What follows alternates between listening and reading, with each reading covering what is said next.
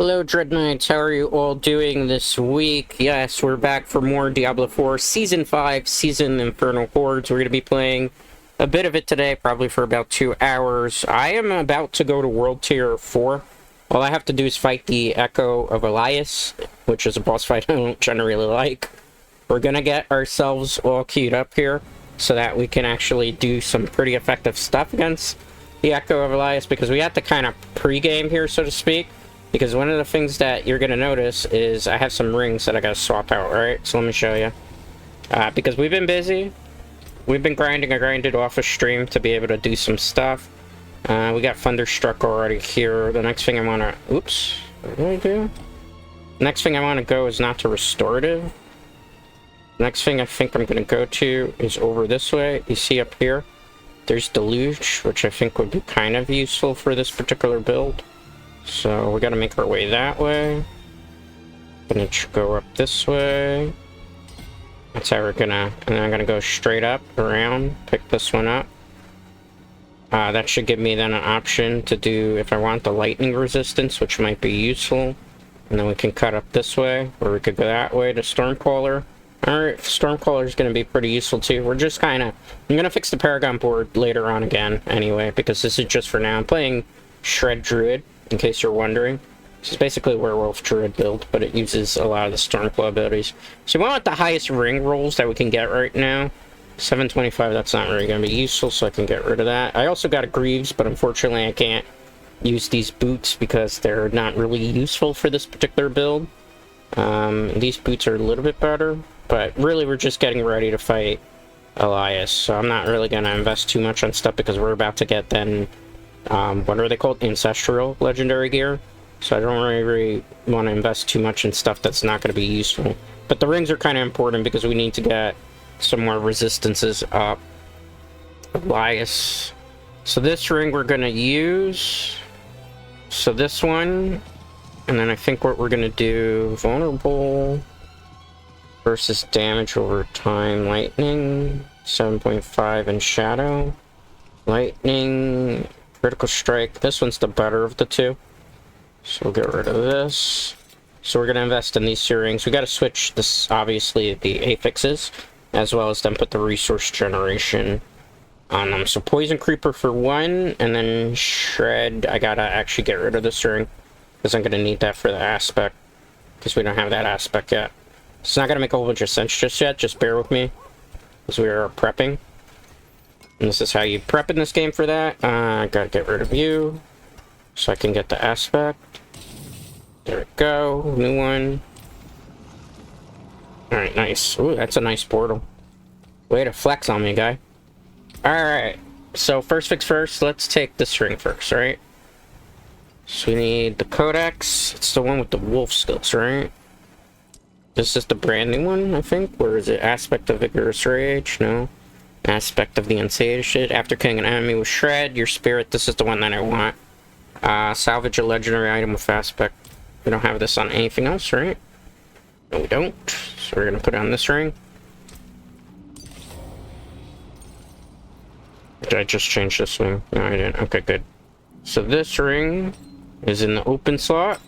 This ring is gonna get swapped out with this one, but I'm gonna break them down a little bit, as you see here, because I need higher roll on that. Poison Creeper, that's an offensive skill. It should be around here somewhere. Aspect of Blurred Beast, nope. That one's pretty good, but it's not. I already have that on this build. Where is it? Aspect of Wild Rage, nope. Where is it? Stormcaller, Subterranean Aspect. Is that going to give me 25%? Okay, good. Yeah, let's find it. It's fine. I'm not concerned about that. Alright, so... better rings right now. 735, 72. But we're not done because we do have to take them and put temper affixes on them just so that we can... game. It's not fun when you do that. Sometimes the game has a tendency to lag spike. I'm not quite sure why. It just does it. It's annoying when it does it. Let's put these rings here.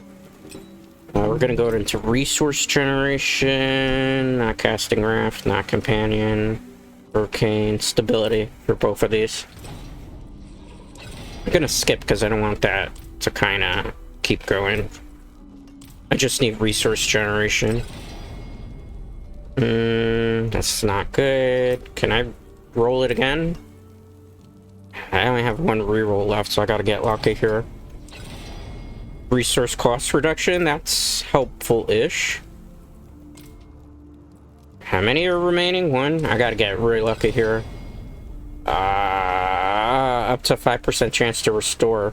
But it's only gonna restore it upon a lucky hit. Not exactly what I wanted to see there. Let's hope we can get lucky on this ring. Skip.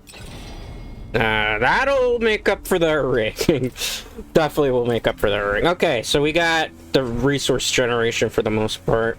Now the next thing that we need to do is we gotta go to Elias's domain, which is over here, correct?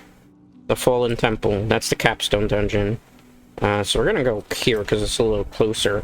Now, I will say, when I go to fight Elias, I always hate this dungeon because I feel like it's the one that's the most glitchy out of all of them in Diablo 4. I'm not, like, shitting on the game. I'm not trying to be, you know, down in the dumps and, you know, super Mr. Negative here, but it has a tendency, this particular... Let me fix this a little bit because my camera... There we go. Much better because I was looking off on the side there. I'm like, no, that's not where it should be. But the thing that I have noticed quite a bit is that that particular capstone dungeon, when you're fighting Elias, gets super buggy, super laggy. I've never been able to really understand why. I am using Shred Werewolf, in case you didn't know that. We are pretty good up in gear and stuff, as you can see. It's taken a while. I am playing on mouse and keyboard now. I do not usually play on mouse and keyboard, but we've done pretty good after like 2 weeks of practicing with it. I still prefer controller. I want to go back at some point to controller because it's just not a fun experience playing the game this way for me because my hands get tired, right? Yeah. I was like, let me just stand there because it's obviously some lag. Okay, go. You know, like, I do like the little bit more precision and the auto-targeting sometimes, even though Shred Werewolf, I feel like, would plays better on controller. Despite having a little bit more accuracy, I should probably ignore these guys. But at this point, I have to be careful. Okay, good. Goodbye. Our thing is it's peak hours right now, so at peak hours, sometimes the servers will just get kind of bogged down, which I hate about this game, because it's like, you know, for the money that we paid, the servers shouldn't be as bogged down just because it's like people are out from work and stuff at this time, but it always seems to happen. We're gonna make the best of the situation regardless. But fighting a capstone dungeon, in particular with a little bit of lag, can kind of kill you. Depending. So I'm hoping that's not gonna cause too many problems here. And we can just kind of... I want to ignore the weaklings right now, because if not, we're just gonna kind of keep... This group I can't ignore. I have to take him out, which is fine. Let's go up this way. Seems like somebody blasting music outside. That's New York for you. Okay, let's go into the Fallen Temple. Now, we have to do a couple of sub-objectives here before we can actually fight the boss. Which is kind of annoying, because I wish we could just go in and fight the boss and not have to go through the usual, like, save X amount of people. I think the first thing is you have to do 2 challenges, right? Then after you do the 2 challenges, the next thing you gotta do... Yes, I'm aware this place is cursed. So we gotta do the 2 challenges, and then after the 2 challenges, we gotta get the urn. It's annoying. Let's start with this challenge since we're already here. And it should be good, because nothing can scale up to our level. So actually, if we get to, like, level 71 with our build, we should, in theory, have a pretty easy time dealing with everything here.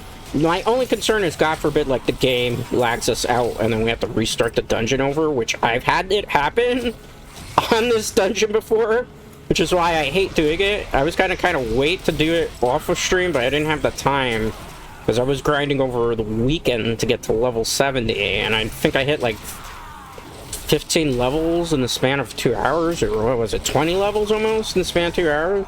It's like, yeah, we can't be on World Tier 3 for more than a week, at least in terms of streams, right?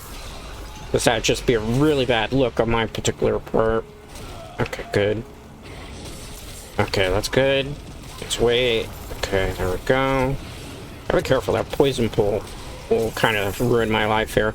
Ooh, ring! Hopefully it's one I actually need. It's a unique ring, too. But the problem is, like, getting uniques right now, right as we're at the end of the build, would kind of upset me. But if it's the one for the Cataclysm skill, like, I need a better one of those, so I could really go play full Storm Shred Druid. That would be perfect. Can I take a look at it? Is there anybody around? Earthbreaker. I don't want Earthbreaker. I'm not playing freaking Pulverized Druid. That would be good if it was Pulverized Druid, or I'm playing Landslide Druid. I'm not playing either of those because I want to play something different. I don't want to go full metagame. Because I go full metagame usually all the other seasons, and after a while it gets boring. Please pardon the noise in the background. I do live in quite a noisy city, so from time to time emergency responders tend to respond to stuff. Because I'm like 3 blocks away from a fire department, 2 blocks away from a police department, roughly, and then on top of that, I'm like 3 blocks away from a hospital. So, in case it's an emergency, there's a lot of places here that respond, but the problem is obviously, because obviously emergency responder facilities are all around me, it does get kind of noisy. And despite, even though I use like noise gate and stuff for the microphone, it could be a bit of a nuisance just still having to deal with the noise, because, you know, I'm near a window, first of all, right? Which is just like a lot of windows in this apartment, first of all. And second of all, like, I can't really put sound panels, because how am I going to put a sound panel on the window? It's not going to work for a window. I don't have a closed room that I'm working in, so to speak. Like, because there's too many windows in this room. It's not like some people's rooms that can put, like, curtains, and this room is not, you know, anybody who knows anything about NYC apartments and how tiny they are, they're very hard to soundproof. Okay, let's use this just for crowd control. Okay, good. Let's take them out. Take them out. I feel like we're going through the dungeon a little bit quicker, so I'm actually feeling very confident about our build. Because we got through the first challenge. First challenge actually was a lot easier than I was expecting it to be. Which is good, right? Let's go back here. Put that there. That's the first challenge. We gotta do the second one, which is through this door? No, it's through there. Gotta go up and around, which is just kind of like doing a little bit more busy work. This one we have to investigate the cursed hole. Can I not get through there? Looks like I'm literally gonna have to go up and around. They literally make you go in an area you don't want to necessarily go to, just because they want to kind of slow you down. That's my biggest beef really with Diablo 4 in general. A lot of the dungeon design are not done in a way that's really super creative. It's just meant to slow you down so you don't level up super quickly. Because I guess they felt like Diablo 3, it was too easy to level up that way. You know what, but I prefer to get to level 100 to be able to do super serious grinding. So that's one of those things. Let's see here. Okay, good. So once we get through here and we get back to like doing some chill grinding, I'm going to talk about a couple topics. Just because I've had some stuff on my mind, just as a content creator, I haven't really been able to talk about this stuff, right? And it sucks, right? Because sometimes people, like, based on some of the stuff, will think that I'm a mean dude, or that I'm like Mr. Unapproachable, or I'm just like, I don't know, I don't want to say snooty, but stuck up, when this is not really that thing. But I'll talk about that a little bit later on in the stream, about some stuff as to why I don't do really collabs with people, why sometimes I'm a bit more reserved in nature, so to speak. Because if you notice, like, when's the last time you see me really collab with a VTuber here on the channel? Never, actually. But we'll talk about that when I'm not, like, trying to grind this particular stage out, because this one kind of requires a lot more of my focus, as opposed to, like, if I'm just basically doing, like, nightmare dungeons, I don't need that much focus. This is pretty easy. Like, this is kind of a lot easier than I was expecting it to be so far. So, like, we're really burning through this quickly. I didn't realize how good our build was right now, because it was crappy for a while, but then when you start putting stuff into the Paragon board, particularly Stormcaller, which helps tremendously with this build, just because, you know, it's a lightning build, stone carving. Can I go through here? Can I just go straight the our way? That would be better, so I don't have to go up and around, right? Please. I don't know which way I'm going, actually. Oh, which way I'm going? Okay, back that way. I had to check the map because I don't really remember. I don't want to walk in the opposite direction and find out, like, oh, I've been going the wrong way this whole time. That's freaking fantastic. Oh, sorry. I had my mouse position a little lower than I should have been there. Alright. Let's interact with that. That'll be this final challenge. Final challenge is collecting Anima Spiritua, I think it's called. Anima Spiritua from the cannibals. Oof. So we're gonna kill some cannibals here. I mean, eating people is bad, right? You don't want to do that. The good thing with this particular build now is I don't feel like I have to worry about spirit regeneration as much. Because I used to burn through too much spirit, and I'm like, I can't shred anything. Now that only usually happens like if my teammates, when I'm doing like a world event, are going too quick. You know, I'm definitely been enjoying Diablo IV this season. I definitely like the grind. Playing a mouse and keyboard has been an interesting experience too. Like, because I'm not generally a mouse and keyboard player. Usually I prefer playing on controller. Just because I've played games for years on controller. Just, you know, speedrunning, it was a little bit more comfortable for me. It's actually a little bit harder, mouse and keyboard, only because I get like a lot of carpal tunnel in my wrist.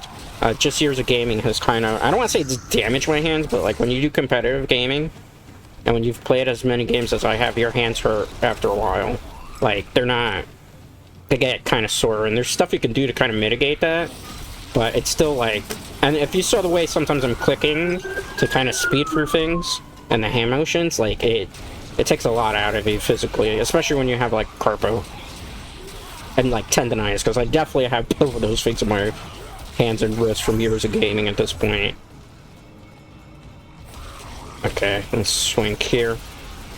But this season's been good. I'm looking forward to the expansion, which comes out on October 8th. We're getting close to my birthday. I wish that Diablo IV season, or not the season, but the new patch, or not patch, but the expansion had come out on my birthday. My birthday's September 12th. That's actually my IRL birthday. It's not like a, it's not a made-up birthday. That's really my birthday. Which is kind of weird, really, to have my birthday on September 12th. Only because, like, you know, obviously 9/11 had happened. So, like, ever since 9/11, like, my birthday always is, like, known as the day after. And things are always, like, really somber because of that. So it kind of is, like, a bit of a downer. We need more Anima Spiritua, or Anima Spiritua, where is it? So, I'm not really going to be doing anything for my birthday this year. It falls on a Thursday. So, chances are I will be streaming that day. Because it is a Thursday, it's technically a work day, so I won't really be able to do much. And unfortunately, a lot of my, like, IRL friends don't live in New York anymore. A lot of them are in California. And the ones that I do know that are still over here on the East Coast, unfortunately, where am I going? Okay, I'm going that way, it looks like. Unfortunately, like, they're busy with their lives, obviously, because when you get, obviously, when you become an adult, priorities change for a lot of things. Some of my friends have children already at this point. I don't have children. I don't even have a freaking girl. But yeah, so, like, you know, it's hard to see those people. Some of them, it's just like, you know, they're so busy, you lose contact with a lot of people, too. And it's not like the old days, like, you know what? I've mentioned this before on stream. I grew up in the CF arcade scene, you know, Chinatown Fair. Known to some of the best gamers on the East Coast. A lot of people from CF that are super famous, like Justin Wong, Sanford, I wouldn't really say Triforce, although Triforce had gone through there a couple of times. Like, a lot of the most popular East Coast gamers came from that scene, and I was part of that scene for a very long time, which I don't know if I've ever talked about this on stream before. So, you know, I grew up in the time period when you still had to pop quarters into arcade machines, because you got next, way before, like, online gaming really became prevalent and stuff. And it was just, like, a different environment compared to how, like, modern-day gaming is. Because back then, like, everybody knew each other. Everybody was really close. It was a Friday ritual to go to CF. You'd have people on the Dance Dance Revolution machines that they were there just to strictly play Dance Dance Revolution. There were people like Justin Wong in particular, and all the popular, you know, really high up there players that then they were on the Marvel vs. Capcom 2 machines. And then eventually, you know, they moved on to they are next big things. They were also on the Third Strike machines for a while. Me, I used to play on the Power Stone machine because I was pretty good at Power Stone, as well as Dead or Alive 2 and Dead or Alive 3. Those were like the games that I'm best known for. Actually won tournament. DOA 3, as well as I won one in DOA 2. But, you know, so that was really my thing. I wasn't super big into Street Fighter, because I just played against people who were way, way better than me in Street Fighter, right? But I know, obviously, ins and outs of Street Fighter. But, like, you know, back then, a Friday night was, like, for me, was you would go to the local card shop that they had around here. So my local card shop was by the name of WalkQ. It was a small little hobby shop that mostly focused on models, but they had, like, a Yu-Gi-Oh area, right? So I used to play Yu-Gi-Oh there with a bunch of people. So, like, my Friday routines, and a good portion of my routines would be, like, I would used to get out of, you know, leave home, go hang out with friends at WalkQ. We would play Yu-Gi-Oh for a couple hours, quite a few hours, until WalkQ closed. And then after that, is he dead already? What? Wow, I've never seen Elias go down that quickly. Well, we're in World Tier 4. I'm honestly shocked. He usually used to give me trouble. We just slashed him a couple times and that was it. Proof of how good of a gamer I am, perhaps. Hey, I get to stroke my ego a little bit, right? So yeah. So what used to be like a Friday night for me was I would like leave my house after, what was it, like 12? Because WalkQ used to open at 1. So I would leave my house at, oops, I didn't have to go back in there, that's what I get for telling the story. I used to leave my house at like 12. I would get to WalkQ, which was the local card shop in Chinatown. This is at NYC. So this is like story time here because I haven't really talked about this stuff. I know some people have been interested because then when they finally discover like I'm part of that big gamer scene. So I would used to go to WalkQ and I would play Yu-Gi-Oh there with my friends. I won't mention them by name because I don't want to unintentionally dox them for a couple of hours, right? Might switch these gloves eventually. We'll keep that. Get rid of that. Get rid of that. Oh, no, I want that. Let's see here. Better gloves. Lightning Storm. Maybe I'll keep that. Goodbye, goodbye. What is this? Evade. Better boots. I'm gonna hold on to these two.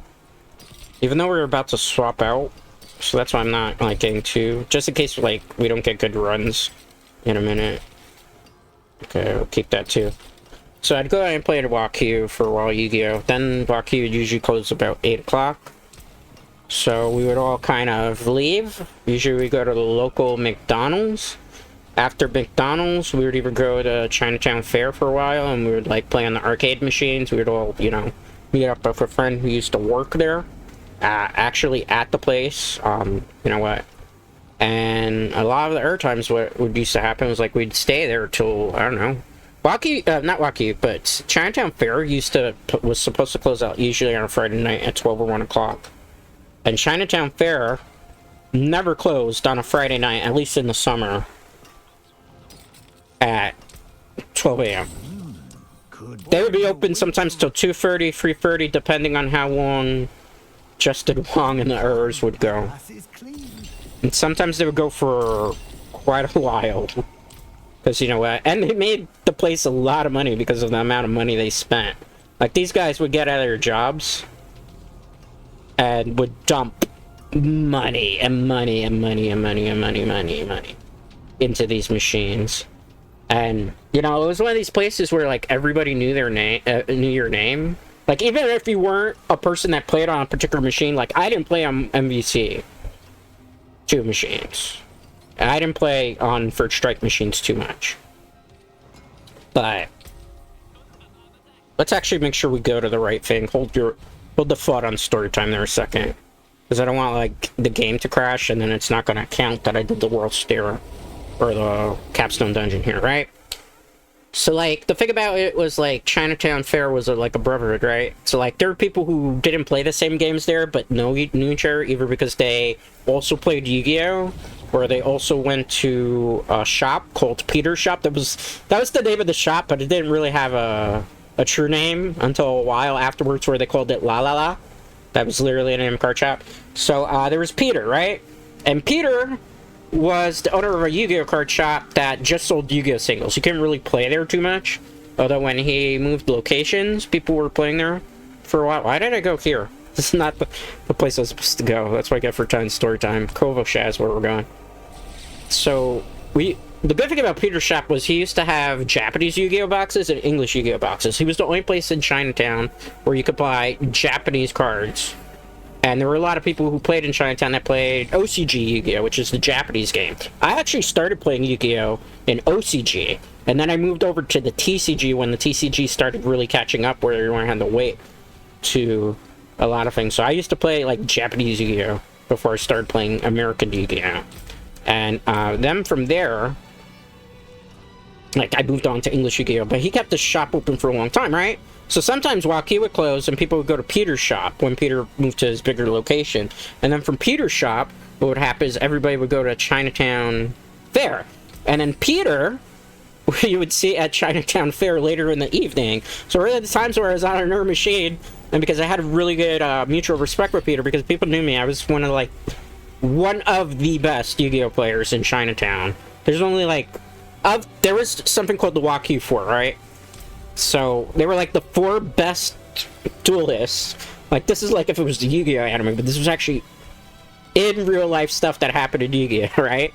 So I was considered one of the best duelists, one of the 4 best duelists in Chinatown.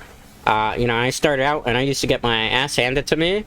They marched off with Father Inarius, as Mother Prava. I don't want to hear what she said. And so I became, I was a noob, right? I was a scrub. I got way better, right? And then what happened was I got really good. So good to the point that I was considered... Is this the one? Yeah, I'm gonna put those gloves on now. How do I confirm the look? There's so much easier than on controller there. I also want to change my weapon. I'm an idiot. Because I don't have the actual weapon anymore, because every time you transmog, it changes it. So I want to, like, have the full set. I don't have the helmet yet, because it's not just yet. So yeah, Peter used to go in and then, like, bump you in the shoulder and be like, "Hey, what's up? How's it going, man?"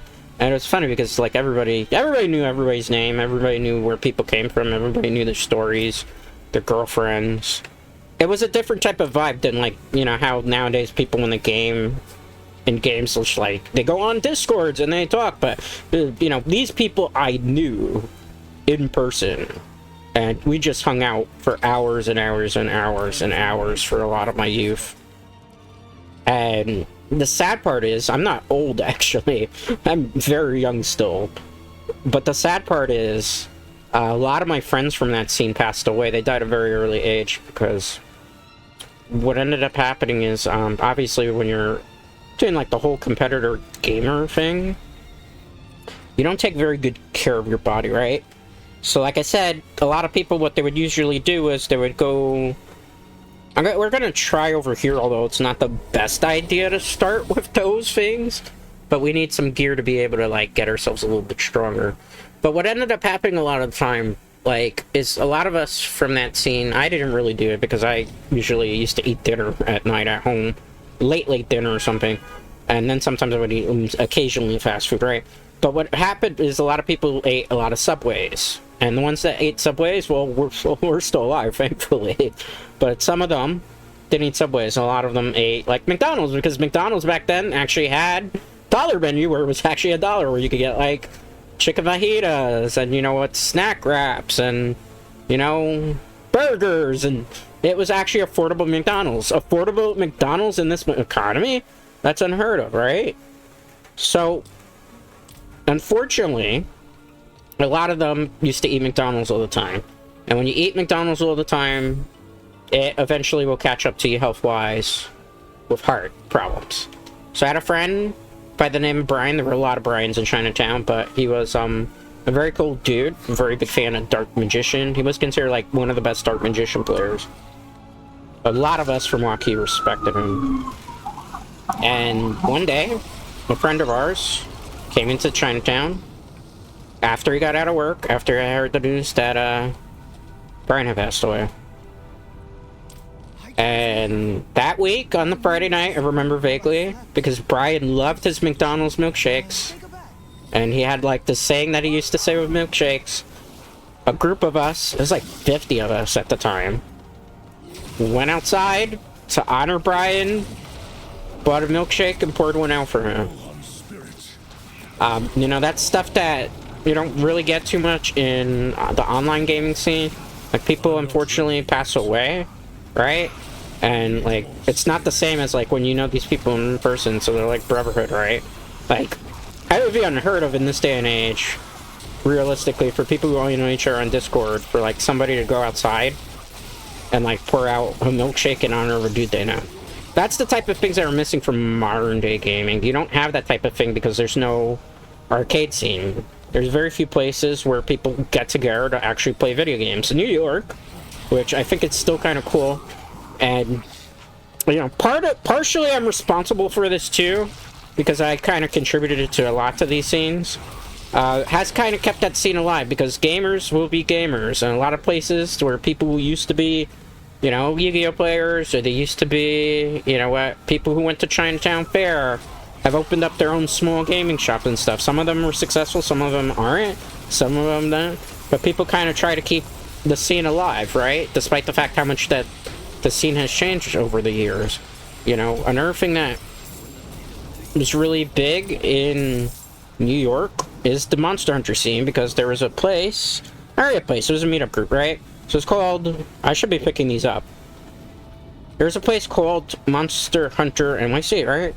So I used to go to Monster Hunter NYC because it was a place to actually meet up and play Monster Hunter. This is back when, like, Monster Hunter 4U. And, you know, people from there knew their name. It wasn't as Brotherhood-ish as it was, like, CF. But the reason I'm telling the stories is that there's some people who actually from there went to CF. So it's funny because, like, for me in particular, when I hang out, not that I really do much hanging out anymore, because I've kind of, I want to say I've become a hermit, because that's not true. I've just become older, so I don't go out to as many things as I usually do. I still go out to gaming events here and there. You know, there's still some things where I will come out and do things for it. Be careful, I don't want to die here, because we are in World Tier 4. But, yeah. You know, so the thing about it is, like, people from there even were part of the Chinatown Fair. But, like, it's different, was the point I'm making. It's not the same. Like, I grew up in a time period when people went to the local arcade and would hang out with people, and people would usually go to the local hobby shop and play Yu-Gi-Oh, and they would trade stories, and they would tell each other about, like, the rough times that they had at home, or they would tell people about, you know, how their girlfriend or their boyfriend, because there was a lot of women also who were part of the scene too. It wasn't just a guy scene, even though I say brotherhood. A lot of women too in the scene, which I think was kind of cool about that. And we also had a very big LGBTQ scene too in Chinatown Fair. Like, now if anybody knows the Spear Hunter, any of you familiar with the content creator Spear Hunter? But the Spear Hunter actually used to go to Chinatown Fair. I didn't know Spear Hunter personally. I mean, we passed each other. I knew of them in Chinatown Fair because everybody kind of knew each other, so to speak. You know, some mutuals of mine knew them and hung out with them. You know, so, you know, that was kind of cool. Like, so that's just kind of like some of the things. A lot of people came out of there, that scene. But, like, everybody knew each other, right? Everybody was cool with each other. Everybody, you know, told stories of, like, when their girlfriends dumped. Everybody reassured everybody. Everybody really helped people, too. Something that you don't really see too much in gaming. It's something that I wish was, like, in the VTuber sphere, but because, obviously, I'm a millennial and I come from a little bit different of a time period, you don't have a lot of people from that same type of mentality. So, like, for us, you know, the Waku originals and the Chinatown Fair originals, you know, we were all about helping each other improve, you know, as gamers and as people, as individuals and human beings, right? So, like, when people had rough times, we tried to help people as best as we could. When, you know, a friend of ours had nowhere to stay, you know what, I remember he was taking the local card shop there, let him stay in the card shop, because he had nowhere else to go. You know what, it was a brotherhood. Like, the local card shop, I can even tell you this story too, Waku, I used to go, like, the shop used to close at one point, and since we were all cool with each other and become friends, even the owner, we would go out and watch movies together. Like, I watched a whole bunch of movies in the movie theaters with them. I saw when Kill Bill came out years ago, I watched Kill Bill with those dudes. When, whatchamacallit? What was it? The Day After Tomorrow came out? I watched The Day After Tomorrow with them. I watched Hellboy when Hellboy came out, the original Hellboy with them. You know, that's the type of thing. And like I said, it was like, even the owners of these places, we were all good friends with. You know, and that's not... You don't get that in the online gaming scene because, you know what, now everybody wants to be like a content creator. Everybody's doing their grind. Everybody... I don't want to say they're cutthroat because it's not cutthroat. Because I understand, you know, to a certain degree, you're competing and you gotta stay relevant, right? I don't really want this chest. I want one that's actually got actual things I need in it. I need a gift of protection. Okay. I'm surprised that we can hold our own with this build, which is great. But, yeah, so the thing about it is, like, it was different than, like, now. Like, I wish VTubers were like that, where everybody bonds that way, but it's not the same. The online culture of gaming is not the same as, like, how it was in the arcade scene and the hobby shop scene. And it makes me sad that there's not, like, places like that don't really exist anymore. Because obviously everything now is like, you just go online. Everything's a multiplayer experience. Everything's about jumping online and grouping up with people and social experiences. Like, I don't understand why we can't go outside and play in the arcades anymore. Why's that gotta be a thing? It hurts, actually, that way. You know? Like, even Yu-Gi-Oh nowadays, you can't find as many hobby shops around. Obviously, because a lot of COVID protocols ended up killing that. Like, I was originally, before COVID hit... Fortunately, I never got COVID, knock on wood. I am kind of vaccinated. Before COVID hit, I had originally planned to make a comeback into TCGs because that was right when the Shadow Structure deck had come out. So I bought like 3 Shadow Structure decks and I was like all ready to go. And like I have friends of mine that were interested in like jumping back into Yu-Gi-Oh after retiring for a while. And we never got to play because COVID hit, and then a lot of the local card shops were forced to close down because obviously who could Yu-Gi-Oh in COVID protocols? Now and then the other thing with Yu-Gi-Oh now is like in TCG, IRL, like competitive TCG, like to get a good competitive deck, it'll cost you like literally $1,000. People don't have money for that. I don't have money for that. I can't use like rent money to get back into Yu-Gi-Oh. It might change with the new structure deck because the Blue Eye structure deck looks like it could be competitive enough where you could probably play $30 and maybe do semi-medium to okay with it, but like Master Duel's really the only way to go. And we all know Master Duel is a ridiculous grind, as I've documented here on the channel. I was gonna open that chest. You see how convenient that was? Oh god, that lag spike's gonna kill me. I'm gonna run out. I said it. And now I can't open the chest because of that shit. It was one lag spike that killed me. I was actually really mad about that. You know why the lag spike happened? In case you're wondering, this random freaking tomfoolery dude walked into my map and the game was loading his data, which caused my game to freeze. I love when that happens in Diablo 4, said nobody ever. So now all those shards just dissipated because of that, because one bro. It's a gift of ring. I don't really want rings. Well, those don't look good. But hey, they're better ring rolls, so that's a start. I'm so mad that happened, I'll be honest with you. Because we had so many gift of protections that we're doing. I gotta find another chest to open here. Oh, you know what I forgot to do during this? I forgot to pop a experience potion. We'll do that next because I'm, you know, talking story time. You know. Okay.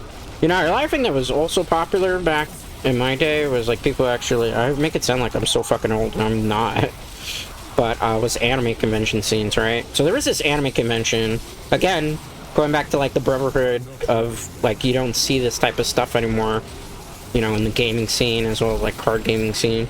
I used to go to a local anime convention that I went to once by myself, and then I told my friends about it, called Anime Next. It was like an anime convention in New Jersey. It was a small upstart anime convention. It used to be like in Secaucus, New Jersey. And then they moved it to Central Jersey. They haven't had it in a while. I was actually interested in going to Anime Next this year, and when I found out it's probably not going to happen, it kind of bummed me out.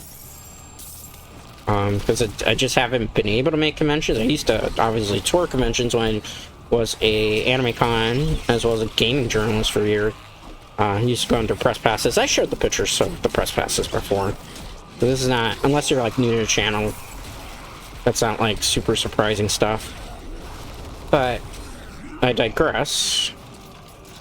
Sorry, I'm a little bit locked in right now because I'm trying to figure out where I need to go for the next type of stuff. I know I gotta pop that potion, but this is not the safest place to pop an experience potion. You usually want to wait so you get back from base. And be careful. Okay, good. I heal up. I'm taking a lot of damage only because I'm still in sacred gear. Keep that in mind. What is that? 150 for that? No way, bro.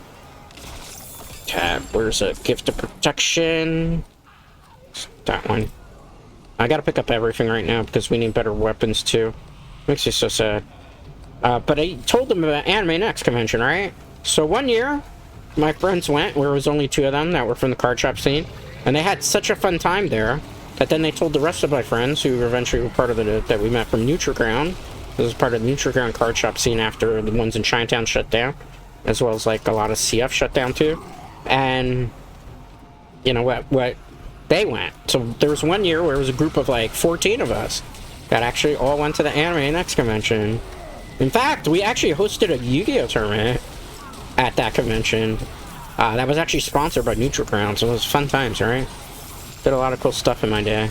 I actually judged the tournament too. So, let's go. Let's go. Okay, nice. So we had some like really fun times back then.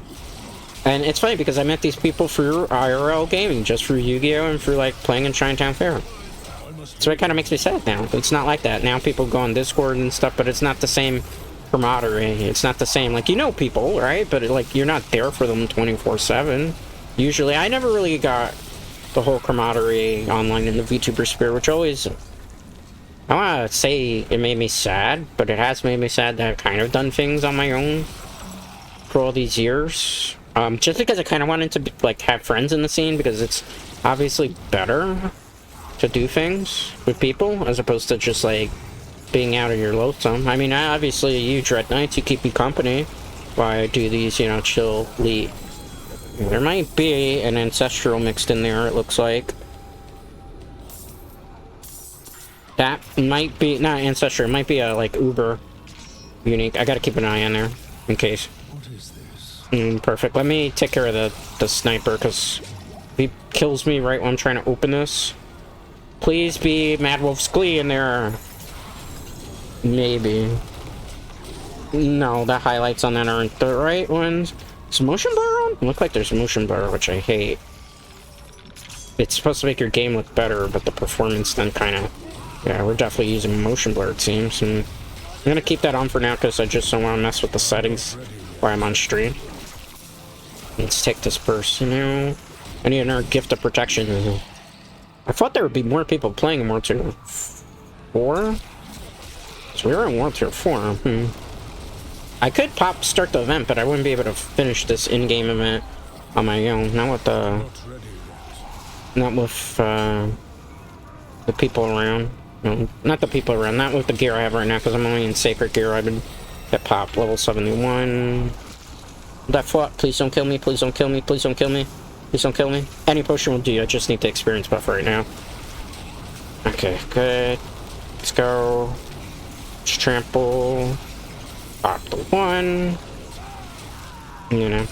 Another thing that I do want to talk about, and I guess we'll do it now because I did promise I said I was going to talk about that. A lot of times too, like in the VTuber sphere, sometimes it's the indie sphere, and sometimes I think maybe even people above the indie sphere that might be a little bit higher up on the food chain don't understand. It's like sometimes people consider that I'm very mean and rude.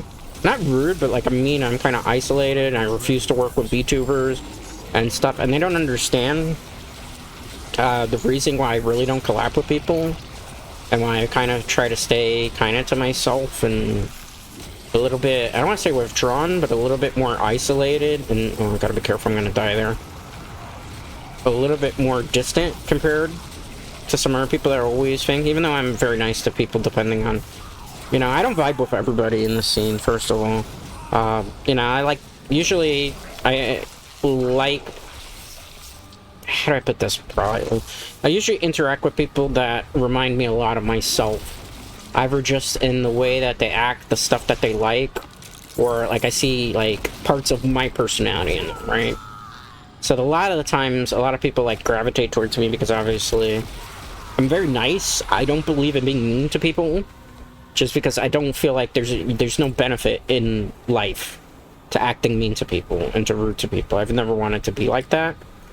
I know there's some people who are like that. I don't try to be like that because, you know, you never know when somebody's having a bad day, and, you know, you just being mean or being crude or being dismissive of it can really affect them, right? I feel like sometimes if you could just say something nice to people, even when you see like they're down and they're hurting or maybe they're going through stuff, you could make somebody's day entirely from that, right? Just because I've had people in the scene be incredibly mean to me.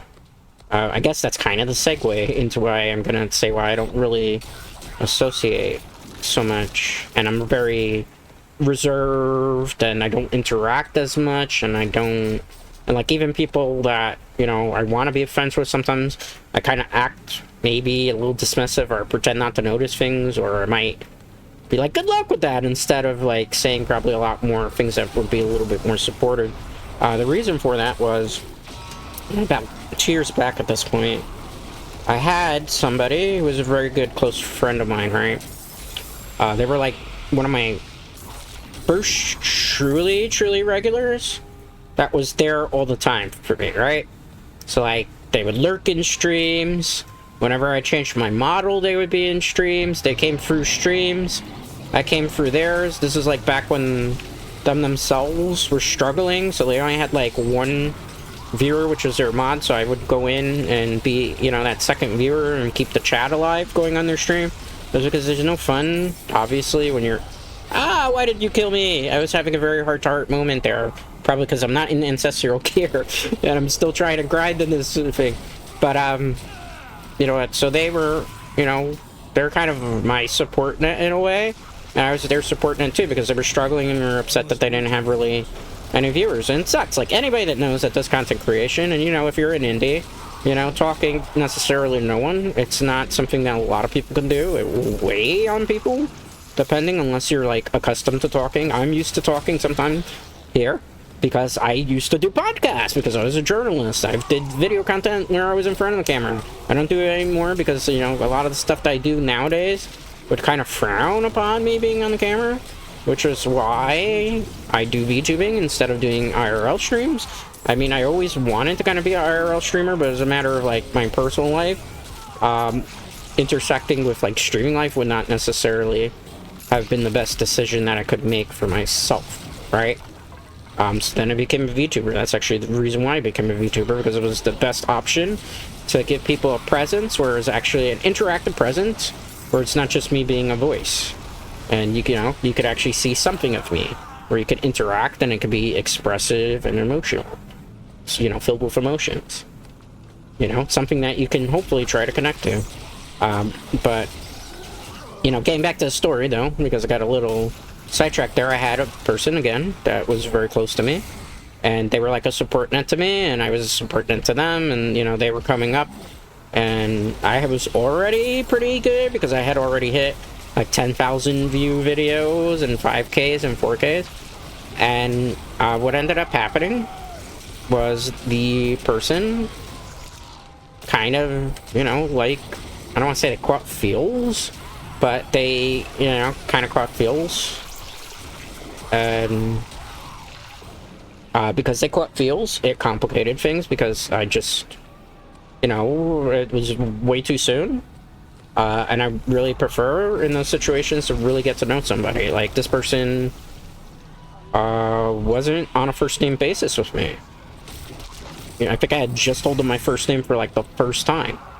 And, you know, I didn't even know their, like, actual IRL name. And stuff like that. It's like, how can, you know, I'd say, yeah, oh, man, we just finished that right at the nick of time there. Let's go back to base. So what ended up happening with that particular thing is, like, I didn't really know them super well, and they were trying to push things with me that was not something that was really ready for. And they couldn't handle it, because they felt like my saying, I can't, you know, it's too soon, and stuff, and I was, you know, a little bit uncomfortable. Not because, you know, it's not even the thing of the person being, like, just a person from online, but, like, just the fact that it was a person I really didn't know. I didn't know things like their favorite color, their favorite movie, their favorite play, their favorite song, what their aspirations were in life. You know, major important things that are important to me if, like, I was looking at somebody in that nature. They didn't know, you know, I knew nothing of this sort, right? Let me get rid of the sacred ones right now. Oh, wait, we're keeping those boots. Getting rid of that. Keep that because it's sacred gear. Get rid of this. Ancestral ring. We're gonna mark this. I'm marking favorites and then we'll go back and fix them up the way we want them to, right? Anything that's ancestral right now, we're keeping. We were looking for 925 item power, preferably. 832. 835. Get rid of this. 814. We're gonna keep Mad Wolf's Glee because that's the only thing keeping us in the fight right now. So we get another one we're not gonna swap, which it might take us a while before we get to that. Oh wait, I need these pants. Let's mark it ancestral. Good. Ancestral pants. This is 790. This is 817. We'll take the 817 for now, just because it's a better roll. Okay, let's see. Mace, 890. I don't know if I want to take that. We can if we need to. Totem, pulverize. I'm not using a totem. 421 mace versus 513. Gonna take the 513 for now. Let's take that. That's our ancestral gloves. Do I not have a better pair of these yet? I do not. So we'll keep the ancestral gloves. Helmet. Any helmet that's ancestral is gonna be better than what we have at the moment. But let's take a look at loot. This is a pole arm. I'm not gonna use pole arms for now. Ancestral pants. 812. This is 817. We'll get rid of these. Alright, ooh, 852 pants. And it's got 2 rolls on it. So we're gonna use these. We'll get rid of that for now. And this pants. This one's better. Alright. That's also why we do this. Okay, sorry. I wanna make sure which way we're going here. Okay, up, up, up. So then we'll go up and grab this. Then we're gonna move over here. We'll probably go down to grab this. Or if we want to, we can go across to open that slot and then get storm damage. I think it may be this is the play first. And then we'll make our way there because the lightning resistance isn't really a big deal because we can get that on a ring. But having the storm cooler for extra storm damage is kind of important. Because we're using basically storm skills, right? Alright. Let's sort. Okay, I don't need that. So we're going to change the weapon first. To this. We're going to be swapping quite a bit, right? I want to mark what we're keeping. And then these two got to get boxed. Because I just keep that in case, like, for our character.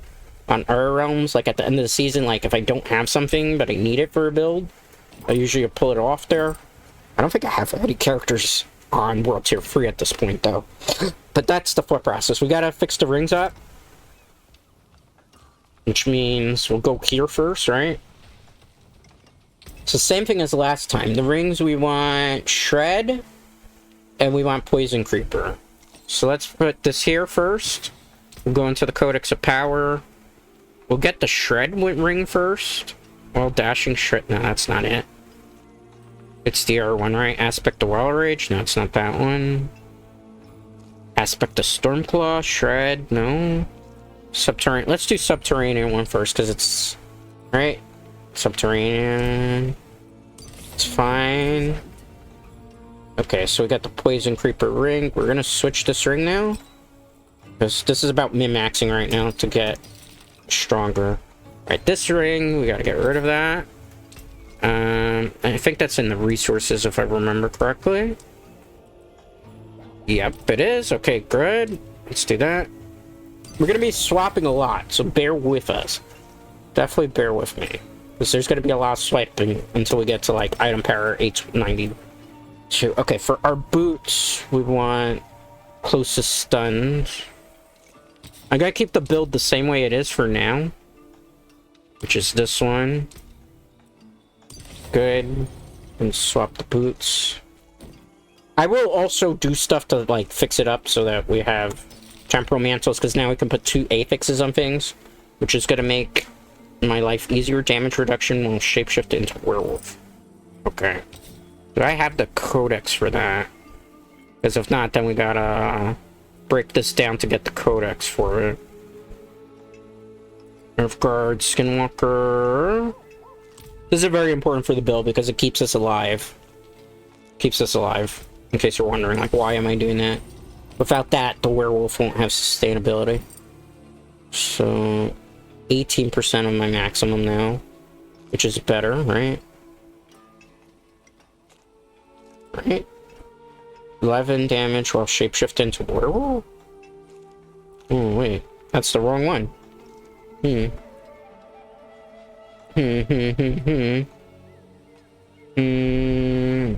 Use the shapeshifting seal that changes form heal. Do I already have that on here somewhere? I do not. What was this I was using? Gain 11 damage reduction while shapeshift into werewolf. Still feel like that's better. Damage, we'll see how it does, right? If not, I'll keep this to break it apart, right? Alright, gloves. This is the one for dashing, so we'll use this here. I'm sorry, but this is... we gotta do this part here because we have to... That's not what I want. Blurred Beast is definitely not. Is it Blurred Beast? Yeah. We're just kind of getting it where it needs to be. Let's see. Switch. Okay. Werewolf attack speed for that. We're gonna switch the weapon to mace for now. Just because it's like the best weapon we possibly can. This is gonna be critical strikes with Shred, deals 70% damage. Alright, so let's check here. Shred. No, it's not that one. Void aspect. No. No. No. Let's see. Stormclaw. It's not that one. Subject. Where is this one? I always overlook this one.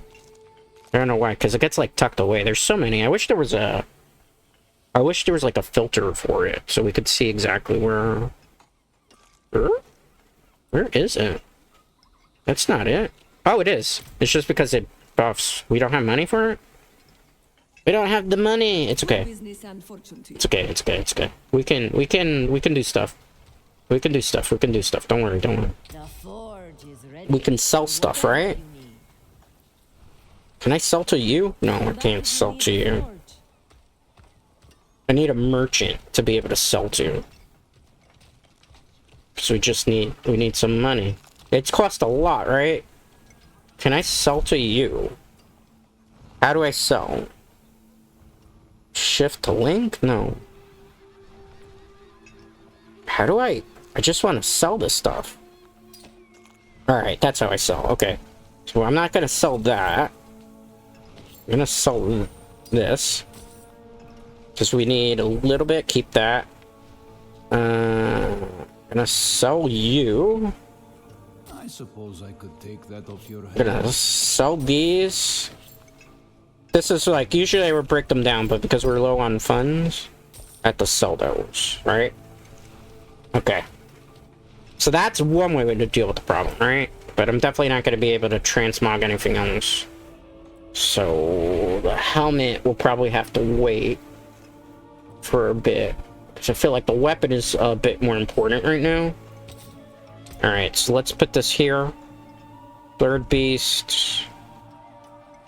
Let's go Stormclaw. Imprint. Okay, thank you. Alright, so this is going to be the weapon here. Transmog removed. That's fine, that's fine. I'll put it again when I have time. Let's get rid of that. I gotta keep this, maybe. I might have to sell that. Will you let me do that? If not, I have to roll at the purveyor of curiosities. What is on you? Skinwalker? No, can't be. It is. Okay, okay, I have an idea. So I did mess up a little bit, but it's okay. It's okay. We can fix it. We can fix it. We can fix it. Let me cook. Okay. If I don't get caught up here, because I'm trying to get to the merchant. You have to be junked, so I can get the aspect word. Okay, good. As much as I don't want to use him, I'm gonna try it, alright? Yeah, yeah. Thank you for that. It's good. Let's interact. I just need to see if maybe I can get a good cap out of here. There's a lucky find. Maybe I got something? Well, that's better than what I had. Okay, some of those are gotta get sold, but that solved some of the problem. Some of the problem just got sold. Not all of it, but some of it. That's a solution to our money troubles. Okay. So now, basically, 884 is gonna be what we rock. Everything else here can get sold. And then we'll have the full aspects there. The only thing is I don't think we're gonna be able to temper anything because we won't have the money for now. Which is fine, I can always do that off of stream if I need to. Alright. So this is the one I want. We need the codex. Oh goodness, which one is it gonna be now? I think it was on the pants. Audacity? No. Dark Owl? No, because I don't use that. Blundering aspect? No. Ballistics? No. I'm looking for a very specific one. Storm Shift? Virtue? No. Wild Belt? No.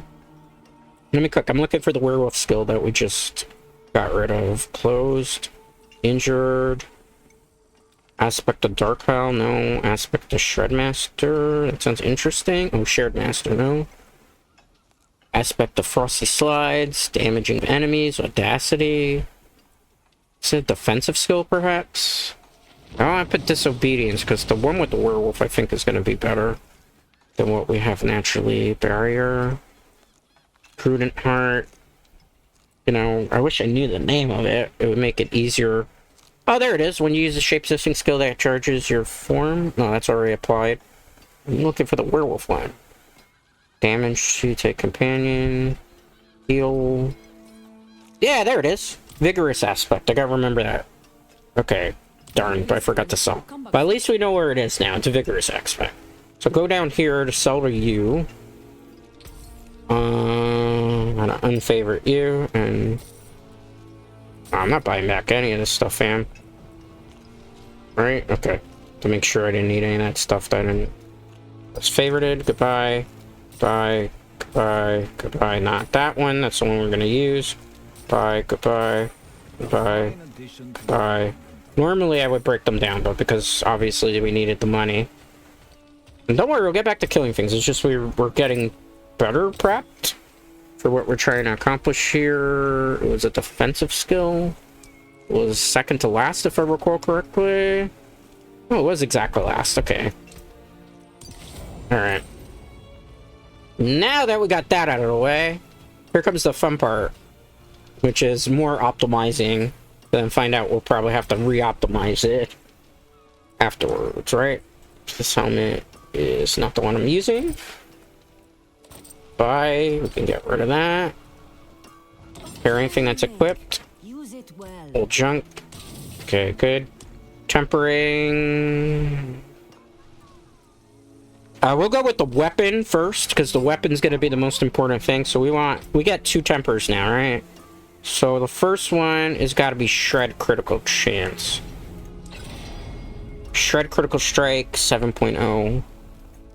Normally, I would go for reroll, but I'm cautious, and I want to see what else we can put. Offensive damage.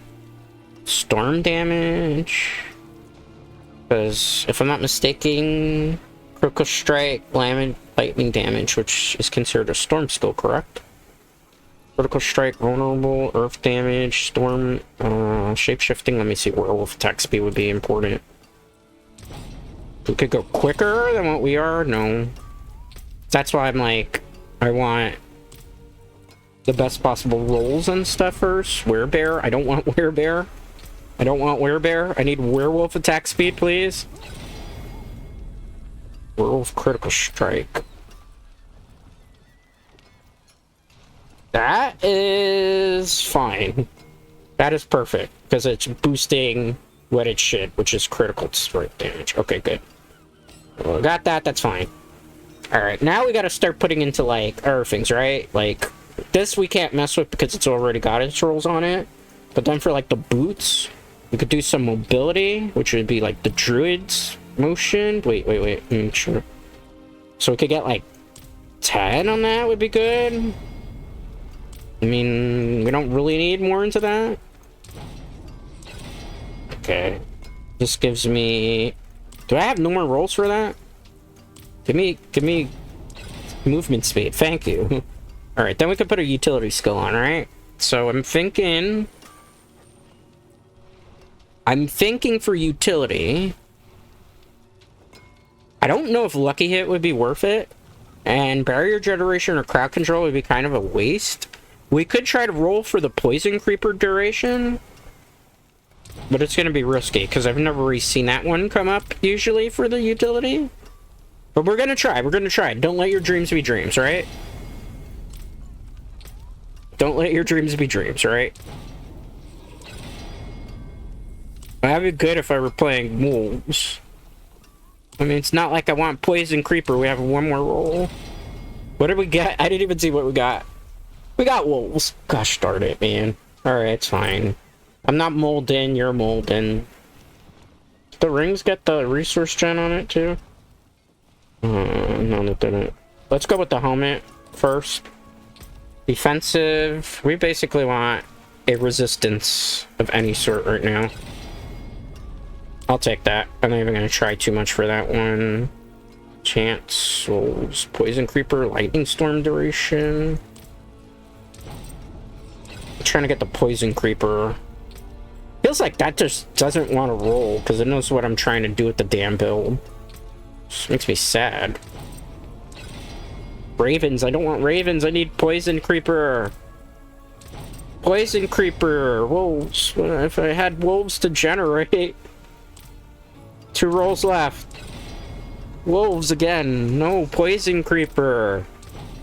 Poison Creeper, wolves. Why is it so desperate for me to play wolves? Okay.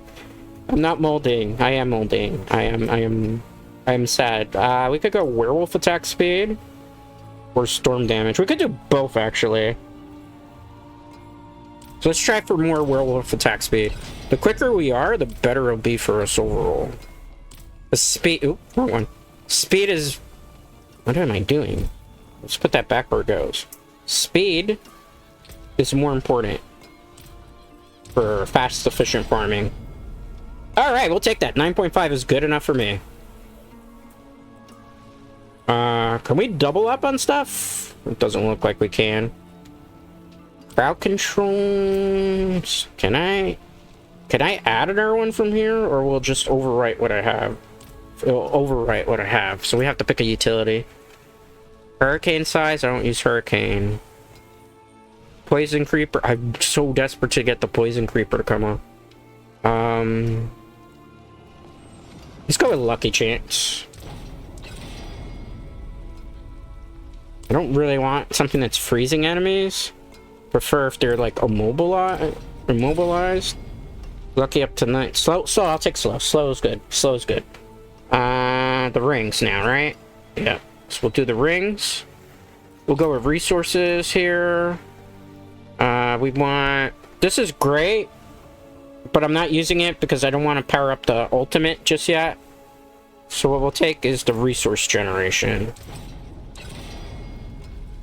Not exactly what I want, so we'll keep rolling.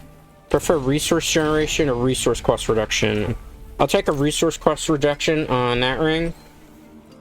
Oh wait, we still have a roll on here. And then we can take an offensive skill if we want, alright? Let's see. Is there anything that increases damage or critical strike? Let's take regular damage. If we can. 37.5, that's a good enough roll for me. Because these rings will get swapped out at some point. So it's not like that big to me personally.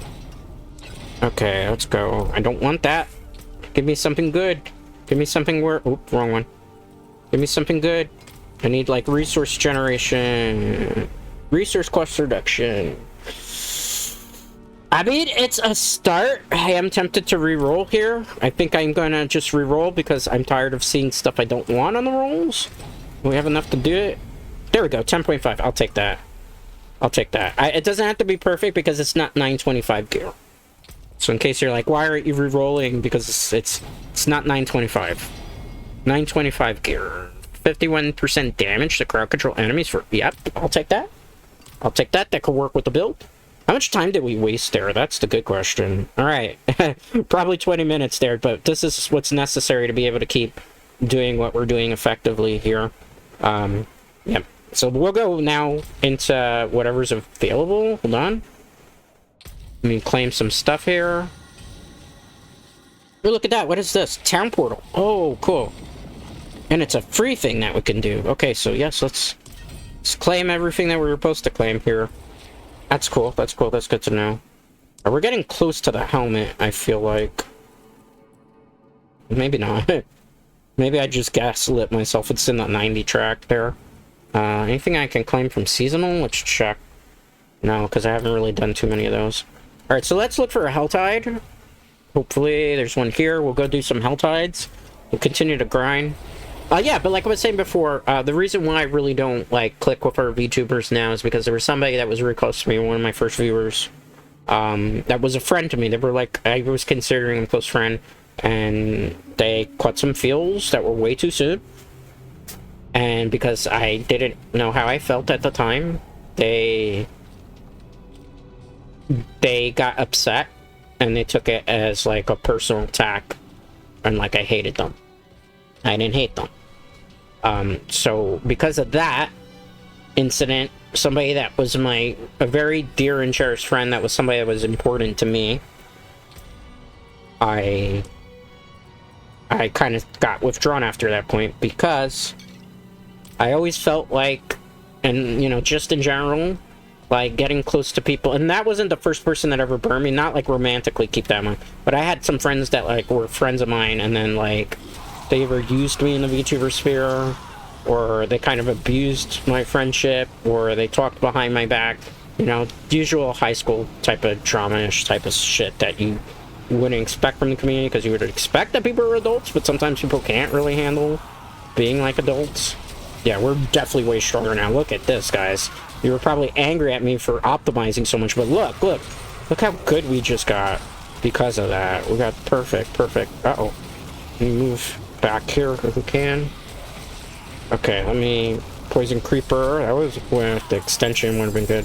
So because of that incident, it's been hard for me to trust, like, VTubers, even as friends, because, like, there's people I've wanted to get very close to, like, not in a romantic sense, but people that I, like, feel very different, and people I vibe with that are, like, that energy, like I said. Like, I generally gravitate towards people that are very similar to my own, like, in likes and thought processes and personality, because it's just like, hey, I see a little bit of myself in them, and it's like, oh wow, somebody that I actually can relate to in the sphere, which makes me happy. But because of that previous incident, I'm always cautious, and I'm always hesitant to get close to people that even I want to be friends with, just because that one particular person kind of ruined it for everybody, right? Because you don't know if you're gonna have, I don't mean like in the feels type of thing, but I just kind of feel like somebody's gonna burn me again, right? And I don't know if I would be willing to kind of go through, I don't want to say heartbreak, because it was more like disappointment, because it's like somebody that's like your best friend then turns into, or one of your closest friends turns into your greatest enemy. And in this sphere where, you know, not a lot of us have like a big support net to thing, that devastates you emotionally. And it hurt me for quite a while. It took like 2 years for me to get over it. You know, at one point this person was even like celebrating that my laptop for a while, the one that I used to create content, was like kaput. You know what? It's like you ever see yourself, it's like you either die a hero or you live long enough to see yourself become the villain.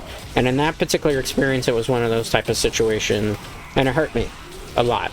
It hurt me greatly, and it made me feel like I couldn't ever trust another VTuber in this sphere, despite the fact that a lot of people have gravitated towards me. And when they have gravitated towards me, I always keep them at arm's length. And I have a right, because I had, like, some designs of mine stolen by people who I was starting to, like, be friends with. And it's hard, so it's, like, it's hard to trust, right? So that's why I don't really collab with people, because it's just, you know, I've been burned so many times that at some point you just kind of become hardened, like a rock, I suppose.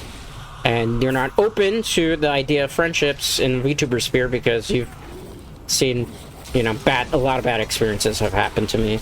And then at times it's like, sometimes people I feel like then think that I'm like off-putting, right? Or that I don't care. And there's this one particular situation that I always feel bad about, right? Because I feel like there's this person that sometimes I support and I'm there, and then there's other times where I'm not there. And I feel like sometimes they might maybe feel like I don't give a shit about them, right? Or that I don't care what's going on, or I don't support, or, you know, like, I'm a fake friend because I don't go 100% all in.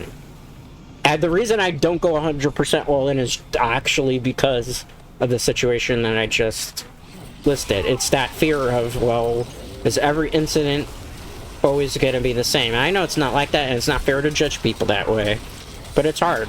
I need a lot of reassurance, ironically. And it doesn't seem that way, right? Because I give a ton of people a lot of reassurance. But me personally, at this point, I need a lot of reassurance from people that it's not like that people are genuine, and it's not like they're trying to use me, or it's not going to be a situation where I get, I don't want to say emotionally taken advantage of, but there is such a thing as, like, some people use people for, like, emotional support, and then if they needed to do the same type of emotional support back, they tend to not do it. I'm not saying person, but it makes me hesitant, right? And I feel crappy. I'll be honest with you. I feel like a crappy individual sometimes, because there's times where I don't show up to things that I probably should show up to because of, you know, not wanting to go in, because it's like, well, if I show this person 100% of me, right? Like 100% of how I am and how supportive I am and all that stuff, it might, you know, come back to bite me in the keister. And it sucks for me personally. I'll be honest with you, because I feel like at times, like, maybe that person probably thinks that I hate them, or I'm like, well, I use the term not interested, or like I'm not interested in their friendship, maybe, or that I'm not interested in getting to know them well. And it's not really so much a situation of that as it is just like past experiences with me, and, you know, trying, you know, like I said, everybody got some type of hang up, right? It's just how it is in the VTuber sphere, and that's mine. You know, like, I looked for a very long time to have friends in this sphere, and it just kind of never happened. Or when I let people in that I thought were going to be the right people to let in, it wasn't the right people that I let in. And, you know, after you let in the wrong type of people so many times, it makes you jaded, it makes you hurt, it makes you like, hey, well, I'm just going to do everything on my own, fuck the world. And that's kind of how it is, right? That's just kind of how I am at this point. And, you know, people try to drill it into me, because God knows a lot of people have said it indirectly to me, and also indirectly, it's better with friends.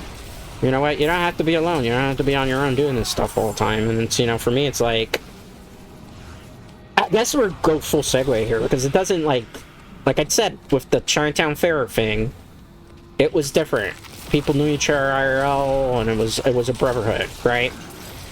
And, you know, it was close friendships and relationships where nobody was backstabbing, nobody was out to just use people, and I've never experienced that type of stuff in VTuber sphere. And just in online in general, and content creation sphere. And that's not like shitting on content creators, keep that in mind. It's just, I'm saying my personal experiences as to why I don't really collab and stuff, you know. But it does blow sometimes, because I feel like a lot of the time I'm half of the person I want to be to people, and I wish it wasn't that way, and it's kind of like that way, and it probably shouldn't be that way. But then there's like a lot of error factors that go involved too, right? Like, you know, unfortunately when you're a content creator, there's something called optics, right? So what you do, what you say, who you interact with, how you interact with them, get judged, you know, by a lot of different factors. And, you know, for me, I try to avoid causing problems for myself, as well as maybe problems from other people as well. Which is why a lot of times I just don't really go all in. You know, the most, you know, because it's just like, sometimes going all in cannot be really a good idea even too, right? So, you know, it's rough, man. It's just, this is stuff I've been thinking about for a bit too, right? Like, you know. But that's the reason why I don't really collab and stuff like that. Because I'm gonna die. I'm gonna die. I knew I was gonna die too, because it was like, I was getting overwhelmed and the fret level was up there, right? I should have checked the fret level before I did that. See, the fret is still there, so I gotta, like, ignore that until the thing disappears so that I can come back for my loot, hopefully. I feel like, at this point, maybe nightmare dungeons for the rest of the loot that I'm looking for specifically. You know what I noticed? We never actually ever fought an Echo of Varshan in World Tier 3 because I sped into World Tier 4. I mean, it doesn't really matter at this point, either, because, like, an Echo of Varshan really... World Tier 3 is not gonna give me loot that I desired. And we also have to go check the Mother's Blessing, because we might be able to get a brand new one. That might be able to give us good ancestral gear too. I'm liking the build. We're definitely stronger. It's definitely more thing. You know, we're gonna continue out the season for the next couple of weeks, just so you know, on the channel. Like, I know a lot of people were interested in me playing Diablo. I know the numbers so far haven't justified it because, you know, YouTube algorithm too. And some people don't remember when I'm playing. I don't announce all the time. I have a schedule, but if you're not, like, on the channel 100%, you probably... I gotta change my compasses now, too. Oh, that changes some stuff here.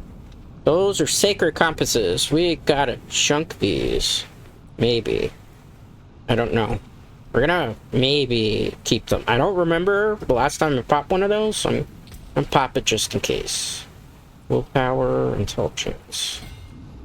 Okay, and then we'll go up here, grab that. Okay.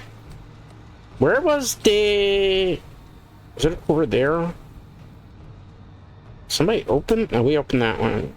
What is over there that I'm missing? I don't recall dropping stuff that way. Okay, let's go check it out. And then we'll go look for one of the chests. You're just joining us. We're playing Diablo 4 today. Season 5, Season Infernal Hordes. Having a good time. I'm playing Shred Druid Build. We're just got to World Tier 4. We're optimizing, min-maxing our gear. I'm not going to do that. Is this all the stuff that dropped here? I don't remember having this stuff drop, but... Okay, thank you. Apparently I ignored all this stuff at some point. Is there a nerd chest around here that I don't have to go super far for everything? That would be ideal for today. Is there a chest? Is that protection? It is. Perfect. The reason I go for the protection ones is because I'm looking for a Mad Please Wolf, which has an okay potential of dropping from one of those chests. Not a perfect potential, but an okay potential, right? Also, it's going to give me experience points, which will allow me to level up, hopefully, a little bit quicker. This weekend is a Mother's Blessing event, actually. So I'm hoping to be able to maybe do a little bit of grinding. I don't know if I'm going to get to. Because, like, ideally, I want to be at level 100 before October, obviously, when the expansion comes out. Ideally, before September, just because there's other games that are going to have updates coming out. So I'd like to be ready. You know, and because obviously I'm probably going to have to grind out characters in the story for the expansion, too. You know, I don't know what's the new level cap going to be, and for internal realm character. I will also obviously try out the Spiritborn at some point when the season starts. Because I don't want to... You know, first off is just the story part of it, so that the other characters on Eternal Realm are geared up. Helms could be useful, too. Oh, we got an ancestral that dropped. A unique ancestral, I'm sorry. Because I'm, like, talking in riddles here, right? Because I'm just so focused on the drop. We'll check that after we get done with the damage rotations. I'm hoping it's the helmet for the wolf ability. So that we just get plus to our skills. Because ideally, with this build, the stronger you can get, like your Shred, to be able to do more damage, the better. Let's check a quick second. Okay. Real quick second. What is it? Vastly's Prayer. Well, we'll have it for Werebear. I don't want Werebear gear, though. Alright. That's fine. I'm not molding. I'm not molding. I'm not molding. I am upset. Alright. I could have been the helmet for the werewolf gift of protection down here. We need to get 75 more cinders to be able to do that. Just keep that in mind, too. Alright. But yeah, so we'll be grinding. I'm fairly confident we'll get to 100, even if I don't, like, no life this for a bit. We'll get to it before October, I think the season ends October 8th. And we're in August, and we're making good strides. Like, we're already in World Tier 4. Now it's just really a matter of effective grinding. Nightmare Dungeons probably would be better than Hell Tides, but the reason I'm doing Hell Tides for the moment is just I want to gear up first. And we could just start hitting Nightmare Dungeons. And then I think Nightmare Dungeons would probably be better in terms of experience. At least in the beginning. But that's the next thing. I have not had a chance to open my water. But we will save the Vastly's Prayer just in case, like, shit gets rough and I don't want to play Shred Druid. But I feel like Shred Druid's getting there. It's feeling better than Pulverized Druid at the moment. At least for me. I probably might stick with Storm Druid, Shred Druid the whole season. I mean, there's Companion Build, which I didn't want to go in there, but that's fine because I avoided an attack anyway. There is a possibility, like, I stick with this build. We could go into Companion Build, but I don't have the parts for the Companion Build either right now, so that's the other thing. Sorry. Game freeze. I was checking something in the background on OBS, because every so often I like to make sure that it's not, like, crashing. I mean, we should do it. We're already here, right? What's gonna really matter in terms of clear time? Can you give me a minute, guys? Because I have, like, a phone call that I have to take. And let me see something here. Let me mute my mic. I'll be right back.